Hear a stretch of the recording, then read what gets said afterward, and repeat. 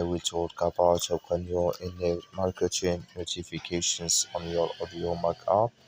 We're going to figure out the solution on how you can do that on your app. So you just follow this ways, then it's going to work with you. So all you have to do, so you just go above your photo profile, click on it here. When you just click on photo profile here, it's going to take you to this list.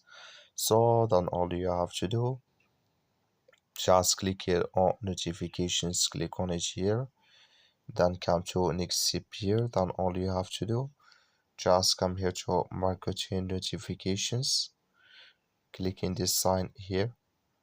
So then like you see this color show for us, that's mean here marketing notifications, it's enabled with us now.